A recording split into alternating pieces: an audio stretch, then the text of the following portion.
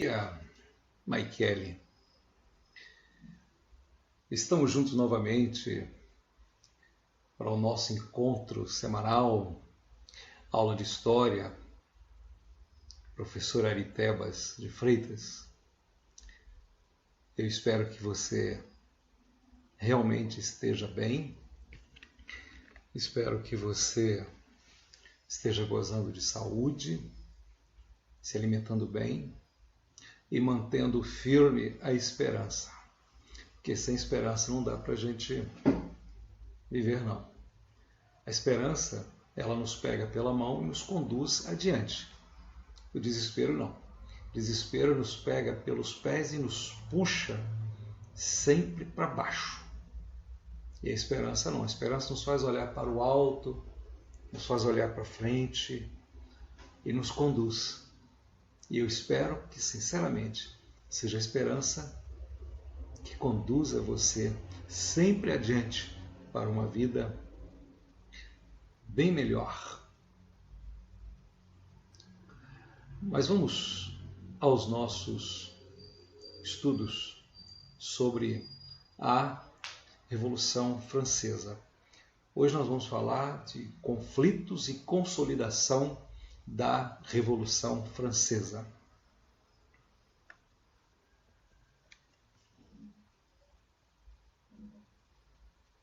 Consolidação da Revolução Francesa. Eu sou o professor Ari Tebas de Freitas, como você sabe, e é um prazer estar com você mais nesse momento de aprendizado. Vamos lá? Vou puxar essa minha carinha para cá. Vamos diminuir um pouquinho para que você possa ver a figura que quero mostrar. Essa é a imagem de Robespierre, um dos principais líderes da Revolução Francesa.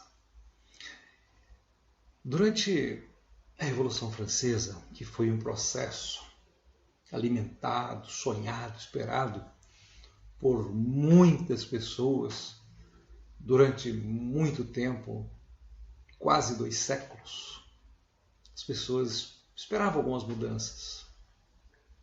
E essa oportunidade apareceu quando o rei Luís XVI da França convocou os Estados Gerais, como nós já falamos em outras aulas anteriores. Então, naquele momento, o terceiro Estado aproveitou a ocasião para apresentar exigências de mudanças. E essas mudanças acabaram sendo mais profundas, mais radicais do que se poderia esperar ou imaginar. Então, neste processo, 3 grupos políticos se projetaram naqueles momentos longínquos e difíceis, mas que trazem influência sobre nossas vidas até hoje.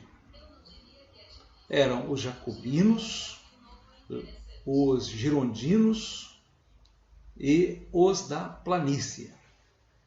Os girondinos eram liderados por Robespierre, Marat e Danton. Eles representavam a pequena burguesia, pequenos comerciantes, pequenos artesãos, profissionais liberais, que não pertenciam às classes mais altas nem à nobreza. Então, ele mesmo, Robespierre, era um advogado, Marat era médico e era também o proprietário de um jornal que botava fogo na França naqueles dias. Então, o que a pequena burguesia defendia? A pequena burguesia defendia o voto universal, eram profundamente radicais em suas propostas revolucionárias, exigiam a distribuição de terras para os camponeses, abolição de dívidas, como os dízimos que eles acabaram com ele, o dízimo que era entregue para sustentação do clero, também o fim da escravidão, fim das colônias francesas, eles propunham mudanças em que se procurava que todos os homens fossem tratados com igualdade, com liberdade, e que as coisas funcionassem de acordo com leis aprovadas pelos representantes do povo. Mas nesse processo, como as coisas se alteram durante o processo, os girondinos mutuamente, isto é, entre si mesmo, acabaram se destruindo. Pois Danton, que era um dos líderes ao lado de Robespierre e Marat, Danton foi condenado à morte na guilhotina. E por que ele foi condenado? Porque, no entendimento de Danton, a violência deveria ser moderada, eles deveriam ter um controle maior da violência, porque a violência era usada pelos jacobinos, sob a liderança de Robespierre, como método revolucionário. Então, acabavam matando pessoas, acabavam prendendo, e Danton era contra isso. Então, com o tempo, houve virada política e o próprio Robespierre morreu guilhotinado, na guilhotina para onde ele mesmo havia mandado tantas pessoas, inclusive ele mesmo. Bom, os girondinos eram um dos outros grupos. Esses eram menos radicais. Queriam a preservação da monarquia, eram contrários à participação das classes ou camadas populares no bolo da revolução, nos privilégios, nos direitos, pois eles eram representantes dos mais ricos, dos grandes comerciantes, dos industriais, dos antigos membros da nobreza. Alguns queriam até mesmo a volta da monarquia. Tinha o objetivo de parar com o radicalismo revolucionário dos jacobinos. Os jacobinos lutaram e conseguiram a morte de Luís XVI e de sua esposa Maria Antonieta. Os girondinos não queriam isto. Por eles, o rei continuaria rei. Mas o rei também fez umas besteiras, tentou organizar forças no exterior e buscar o apoio de outros reis, de outras monarquias absolutistas para se manter no poder, então acabou sendo acusado de alta traição, a traição da nação, então acabou sendo ele mesmo condenado à morte e foi morto na guilhotina.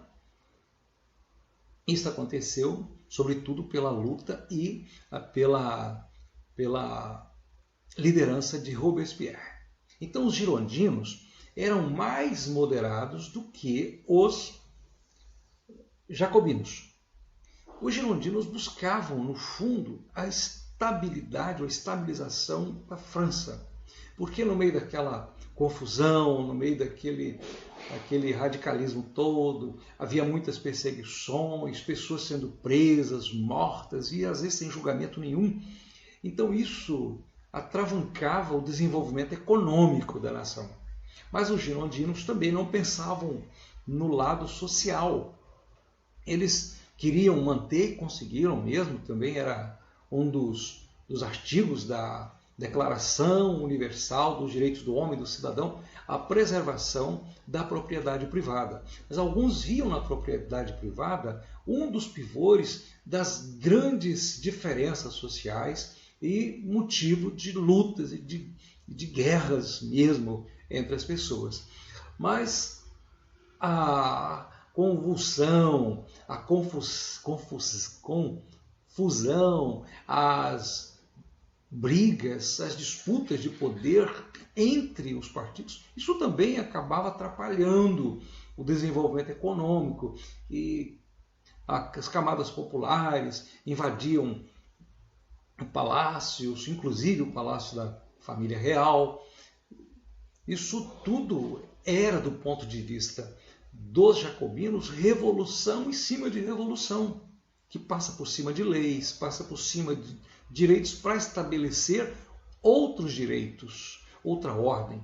E os girondinos viam nisso algo que atrapalhava o desempenho da economia. Agora nós vemos também o pessoal chamado da planície. Esse pessoal eram deputados, eram parlamentares, que agiam de acordo com seus interesses e conforme fosse mais propício para eles aquele momento. Então, ora, se colocavam ao lado dos deputados jacobinos, mas quando a situação se tornava para eles mais favorável com o jeito dos girondinos, eles se passavam para os girondinos e davam apoio a eles. Os jacobinos, por outro lado, tinham um apoio popular muito grande. Eles conseguiram grandes vitórias, contando inclusive com o apoio dessas camadas populares da cidade, o que eram conhecidos como sans-culottes. Alguns dizem eram proletariados, outros falam que eram empregados, pequenos artesãos, pequenos comerciantes urbanos. Sans-culottes é um termo para dizer pessoas que não possuem culote. Culote, a gente vai ver numa imagem posterior, era um tipo de calça usada por baixo, que vinha até a canela e era coisa cara. Então eles não tinham dinheiro para comprar essas coisas. Eram pessoas desprovidas de recursos financeiros para se vestirem bem, para terem bons calçados. Às vezes eles não possuíam recurso nem sequer para comprar alimento para si mesmos e suas famílias. Usavam roupas simples em consequência desta falta de recursos financeiros mesmo. Então eles apoiaram os jacobinos, que na escala social estavam mais próximos deles do que os girondinos.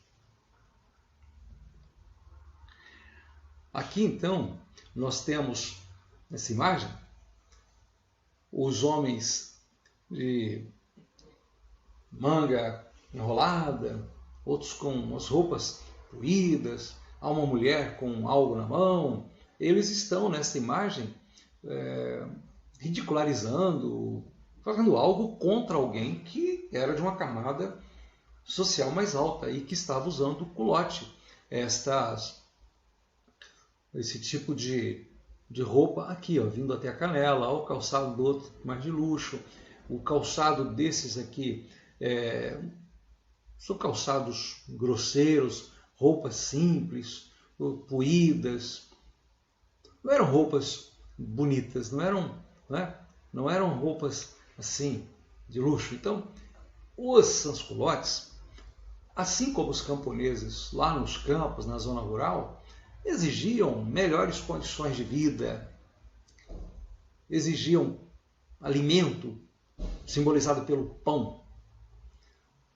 Eram as pessoas que ocupavam as camadas mais pobres das cidades francesas, eram formados por pequenos comerciantes, artesãos, ferreiros, sapateiros, pessoas simples, gente esquecida pelos ricos. A gente percebe que os poderosos, os políticos principalmente, lembram-se muito dos pobres nos momentos de pleito, de eleições. Então eles querem alcançar o poder, querem alcançar uma posição pública de autoridade, então eles vão atrás dos votos. E geralmente aí eles se lembram dos mais pobres, mas quando estão no poder, os pobres ficam geralmente esquecidos. Então, na França não era diferente. Os sans-culottes eram pessoas esquecidas, mas eram pessoas que tinham conhecimentos em áreas que outros não tinham, que os ricos não costumavam fazer. Os sans-culottes eram ferreiros, serradores, sapateiros, polidores, pedreiros, padeiros. E era dessas camadas sociais mais inferiores que a classe mais rica recrutavam lavadeiras, criadas, babás e outras empregadas domésticas, como geralmente acontece no nosso dia a dia. A gente está habituado mesmo com isto, né? Então, os sans-culottes queriam melhores condições. E hoje, os mais pobres, que moram nas periferias, também não querem direito, saneamento básico, saúde, escola, segurança, alimento, ter condições de comprar alimento. Aliás, uma curiosidade, quando o salário mínimo foi estabelecido no Brasil, e até hoje na nossa Constituição, é dito que deveria ser suficiente para moradia, para vestuário e para alimentação. E não é isso que acontece. O terror da revolução ou terror revolucionário. Sob a liderança de Robespierre, o grupo chamado de Jacobinos, para combater aqueles que começaram a reagir contra a revolução no seu aspecto mais radical, tornou-se ainda mais duro em seus métodos para manter a revolução em seu avanço, conforme o curso que os jacobinos haviam traçados para a revolução. Mas havia gente que pensava o contrário deles. E nesses conflitos, os jacobinos estando no poder, eles endureceram mais os seus métodos para combater os que eram contrários às suas ideias e à própria revolução. Assim, houve um período em que milhares de pessoas foram presas, julgadas e condenadas à morte sem direito à defesa. Esse período foi tão duro, tão complicado, tão sangrento, que ele foi conhecido como o governo do terror, ou período do terror. Nesse momento, bastava uma pessoa ser acusada de ser contra a revolução ou de alguma ideia da própria revolução, como, por exemplo, ser contrário à propriedade privada. Se ela fosse acusada, ela era presa, o suspeito, portanto, era sumariamente condenado, sem direito a habeas corpus, sem direito à defesa. O que os jacobinos faziam, inclusive, era passar por cima daquilo que eles mesmos haviam aprovado lá quando fizeram a Declaração dos Direitos Universal do Homem e do Cidadão. Eles passaram por cima disso, porque no pensamento deles, revolução é revolução em cima de revolução. Até onde vai chegar? Alguém precisa também dizer, chega, mas a revolução parece que nunca chega ao final. Não é? Então, em nome da revolução, aplicava-se a violência como metodologia, e isso era aplicado sem piedade, sem dó. Principalmente os do partido gerondino sofreram horríveis perseguições nas mãos dos jacobinos, que, como já disse, perseguiam também os do próprio grupo jacobino. Então, com o passar do tempo, no processo, os girondinos acabaram conquistando o poder, principalmente depois que Robespierre perdeu o apoio que ele tinha obtido nas camadas populares. E o que aconteceu com Robespierre? Agora que os girondinos estavam no poder, os girondinos o condenaram à morte e ele foi guilhotinado também. O Diretório. O Diretório foi um organismo criado em 1795 pela nova Constituição Francesa, que fora aprovada pouco antes. E esse diretório foi organizado para colocar ordem na casa. Os jacobinos engrossaram a maneira de agir, os girondinos tomaram o poder, eram moderados, mas também não conseguiram colocar ordem, então os parlamentares, em consenso, aqueles que venceram os argumentos, é claro, conseguiram, vamos criar o diretório. Então criaram o diretório. O diretório tinha esse objetivo, ser o poder executivo dentro dos poderes instituídos na França. E eles tinham que tomar providência para colocar ordem em duas frentes principais de conflitos: os conflitos internos e os conflitos externos. Os conflitos internos eram originados pela disputa de grupos políticos pelo poder. E os conflitos externos era combater ou defender a França contra os ataques de outras monarquias absolutistas, como a Rússia, a Áustria, a própria Inglaterra, que não era absolutista, mas não via com bons olhos o desenvolvimento da França. E assim, então, eles se juntaram, tentaram invadir a França. E às vezes conseguiram invadir um certo território. Mas o exército francês, sob a liderança de Napoleão Bonaparte, conseguiu vencer estes invasores. Então, cabia ao diretório o poder executivo de governo da República Francesa.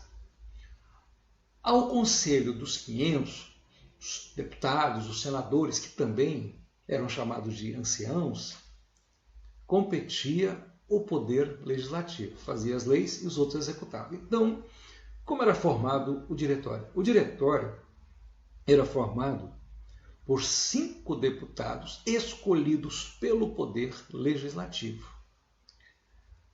Ora, o diretório procurou, por sua vez, eliminar os revolucionários extremistas e aqueles que eram simpáticos à monarquia, os monarquistas. Mas, nesse seu trabalho de combater extremistas, o diretório acabou também esquecendo as questões sociais e favoreceu os grandes empresários, os grandes financistas, os banqueiros, os ricos comerciantes, os grandes proprietários de terra. Enfim, favoreceu a alta burguesia. E a alta burguesia, como também a pequena, mas a pequena tem menos chance, tem como objetivo ganhar dinheiro e muito, lucrar nas suas frentes de negócio, de trabalho, de produção, etc. e tal, e acumular o capital. A partir daí, a França vai investir muito na indústria e vai se tornar capitalista. Que não é um defeito. Mas tem também seus defeitos. O diretório também não conseguiu resolver os conflitos internos, principalmente por causa dos escândalos provocados por corrupção encontrados em diversos membros do governo. Onde há poder, onde há dinheiro, onde há influência política, infelizmente, também há corrupção, a propina, favorecimento de uns em detrimento de outros. Então o governo acaba perdendo a sua boa reputação, como aconteceu com estas pessoas do governo, os diretores. Então isso acabou fazendo o quê? Com que o diretório caísse em desgraça, perdesse prestígio. E assim, de repente, a França se viu preocupada e os grandes líderes, empresários, políticos, grandes proprietários de terra, etc. e tal, olharam para a situação e falaram: gente, é preciso colocar ordem aqui, nós precisamos de uma pessoa que realmente tenha poder, tenha condições e tenha força para botar ordem na coisa. Encontraram esta liderança na pessoa do famosíssimo general Napoleão Bonaparte. Ele se tornara muito popular na França, se tornou praticamente um ídolo do seu exército, conseguiu uma posição muito elevada de vitórias nas batalhas que ele travava contra inimigos estrangeiros, e foi alçado à posição de herói nacional. Então aqui nós temos uma imagem de Napoleão como general, bem trajado, montado no cavalo branco, nas suas lutas. Napoleão nasceu em 1769 e morreu em 1821, portanto 52 anos. Então, desde os 10 que ele já estava envolvido com o exército, com a força militar. Então, nesse período dos 10 anos até a sua coroação como imperador da França, em 1804, Napoleão teve uma carreira de sucesso fulminante. Ele tinha o apoio do exército, era muito popular, contou com o aval e apoio dos políticos mais influentes e das pessoas e famílias mais ricas, dos grupos ricos da sociedade francesa. Assim, ele conseguiu tomar o poder, transformando-se como a grande esperança para colocar ordem e alavancar a economia da França. Tudo que os grandes burgueses queriam.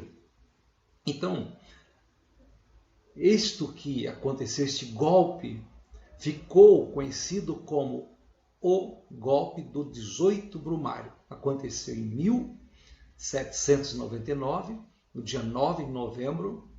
Novembro era um mês chamado Brumário, em razão do calendário aprovado lá atrás, na época do início da Revolução, que mudou os nomes dos meses. Então, novembro era Brumário. Então, 18 Brumário, em 9 de novembro de 1799, Napoleão deu um grande golpe. E nesse golpe foi organizado um outro tipo de governante. Um consulado com 3 cônsules. Dentre estes 3 cônsules estava o próprio Napoleão Bonaparte. E Napoleão conseguiu, com sua liderança, com sua popularidade, com seus poderes, ele conseguiu concentrar grandes poderes em suas mãos, porque a ele foi concedido o direito e o poder, a prerrogativa de propor leis, declarar guerras, firmar a paz, entre outros. E ele soube aproveitar bem isto, porque, como poucos homens, Napoleão Bonaparte soube usar seus poderes, seu carisma e sua popularidade, virtudes ou valores estes que ele havia conquistado na sua carreira militar e elevado à condição de herói nacional da França. Sendo, portanto, extremamente popular, Napoleão Bonaparte, por meio de plebiscitos, conseguiu em pouco tempo se tornar, em 1802, cônsul vitalício na França. Em 1804, também por plebiscito, tornou-se o imperador da França. O que Napoleão fez? Não era uma república? Não haviam acabado com a monarquia? Napoleão conseguiu restabelecer a monarquia, não absolutista, mas uma monarquia constitucional. Mas ele era um homem forte.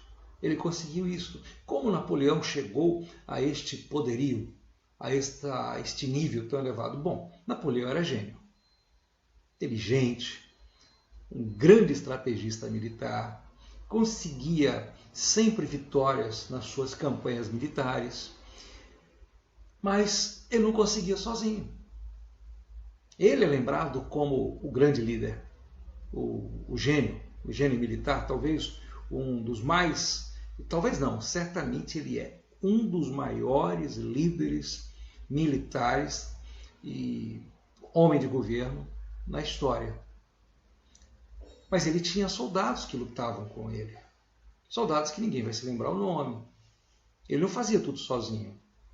Ele tinha uma força atrás dele, e as circunstâncias também. E naquele momento, Napoleão foi visto como a pessoa ideal para colocar ordem na casa. Então os políticos, habilmente, também utilizaram Napoleão. Tanto é que depois ele vai perder seu poder e vai morrer na ilha de Santa Helena. E vai morrer, foi preso, conseguiu fugir, conseguiu tomar o poder de novo e conseguiram tirar Napoleão do poder, isso lá na frente. Mas aqui em 1804 acontece uma cena que esta imagem mostra uma cena até muito simbólica e uma demonstração de poder de um homem muito grande. Napoleão resolveu convidar o Papa Pio VII, Papa da época, para participar da sua coroação como imperador. Mas o que Napoleão fez? Napoleão, ao invés de deixar-se coroar pelo Papa, Napoleão pegou a coroa. Primeiro, ele coroou a imperatriz Josefina, esta mulher que está aqui de joelho em frente dele. Todo mundo muito bem vestido, etc. E tal. E Napoleão é esse homem aqui. E o Papa está todo paramentado, sentado aqui. Ó. E eles estão dentro da Catedral de Notre Dame. E várias eminências eclesiásticas e de cortes estão presentes aí. Aí Napoleão pegou a coroa e pôs na própria cabeça. O que ele queria dizer com isso? Napoleão estava dizendo para o Papa e para toda a Europa. Naquele momento, não havia nenhuma autoridade maior do que a dele na Terra. Ainda que fosse a Igreja, ainda que fosse o Papa. Acima dele só Deus. Mas abaixo de Deus, ele era o homem todo-poderoso. E foi isso que ele fez. A Igreja não manda na França. A Igreja é menor do que a França. E Napoleão é maior do que os demais homens. Dessa forma, com Napoleão, consolidou-se de vez a Revolução Francesa, embora com algumas alterações. República, monarquia, depois volta a ser monarquia. E Napoleão, assim, coroado imperador, tornou-se o homem mais poderoso da Europa, não só da França, da Europa. Ele era um general que não perdia as guerras que enfrentava, era um tremendo estrategista, sabia lidar também com os políticos, mas as coisas mudam, o processo é longo. Transformou a França na nação mais influente do seu tempo. Criou um império enorme. Napoleão, como imperador, governava vastas porções de terra,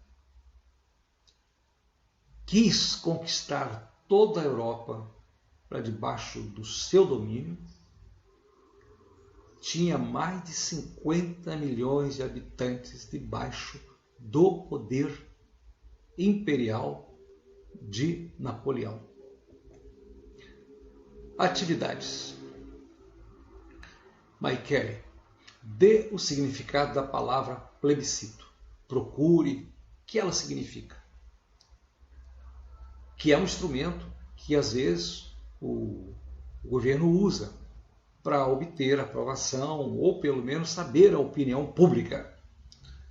Segunda, o que podemos entender por senador vitalício ou, no caso de Napoleão, cônsul vitalício, primeiro cônsul vitalício da França? O que significa a palavra vitalício? Terceiro, quais as diferenças podemos notar que havia entre os jacobinos e os girondinos, partidos, grupos políticos durante a Revolução Francesa?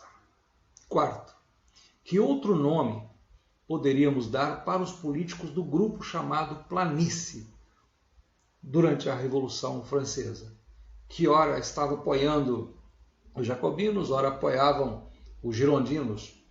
Que outro nome popular podemos dar para quem assim procede? Boa sorte!